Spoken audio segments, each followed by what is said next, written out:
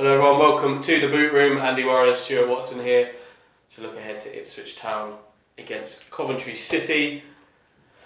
Tantalising, Stu, a horribly out of form Ipswich Town against a wonderfully in-form, league-leading, unbeatable in 2020 Coventry City. Daunting. Nothing can go wrong. 17 unbeaten for Coventry in all competitions. They've only lost 3 league games all season.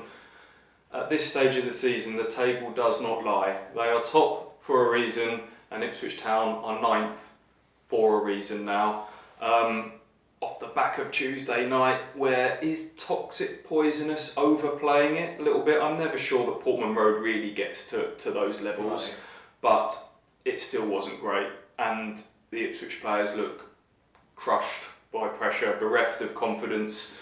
Injuries, suspensions are starting to add up. 2-1 you can get on Coventry to win. That seems generous, all things considering.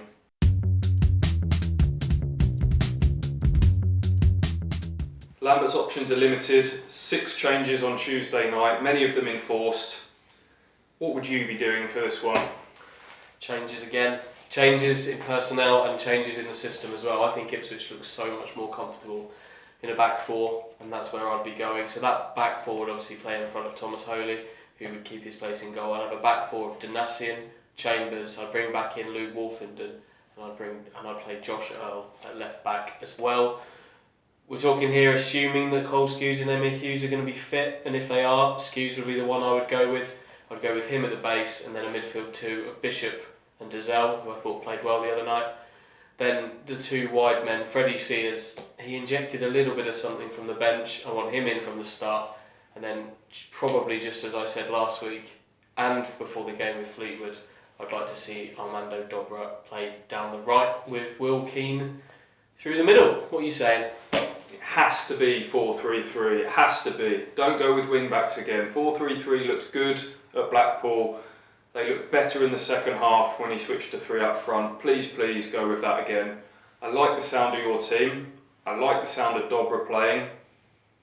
But I think there might be a tweak because, and this is a Boot Room exclusive, a little birdie tells me Will Keane might not be fit to play. So just when you think they've run out of strikers, another one might have gone down. I hope I'm proved wrong on that. And if he's not, chuck the lad Simpson in. Get Tyrese Simpson in. He spoke really well at the press conference this morning.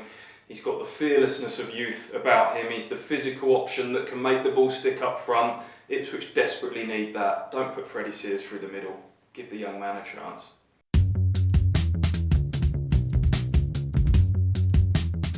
Okay, so in those teams there, we've just rung the changes. Wilson out, Garber out, Nolan out, Alan Judge out. Most controversial among those, possibly Luke Garber. Why have you got him out of your team? Yeah, let's start with Luke Garber. Started like a train for Ipswich. Been a big player for them all season. But he had a thigh injury not that long ago, and ever since he came back from it, for me, he's just not been at it. Not been the same up and down player, not been as solid defensively, and crucially as well, his set pieces have just not been there, and that's his great strength that was there earlier in the season. It's just not been there for Ipswich, and for that reason, I think it might be one for him to dip out. Who are you going to take out of that quartet of bench warmers that we've just declared? On a more general level, I look at the forward options for Ipswich tomorrow, and there is not a lot of height or physicality in there. I've talked about maybe giving Simpson a go, but I'm not convinced that will happen from the start. So if he doesn't play, you are going to have a combination of Judge, Sears, Dobra, Keane if he's fit. None of them are going to win you a header. None of them are going to give you a presence up front. And for that reason, Luke Wolfenden has to play because he will show for the ball for the goalkeeper and make Ipswich play through the thirds, out from the back, keep the ball on the deck.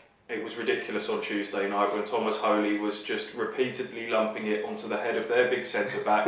The crowd picked up on it. Whee! Ironic cheers, and that wasn't good. So if it's going to be a diminutive front line, get the ball on the floor.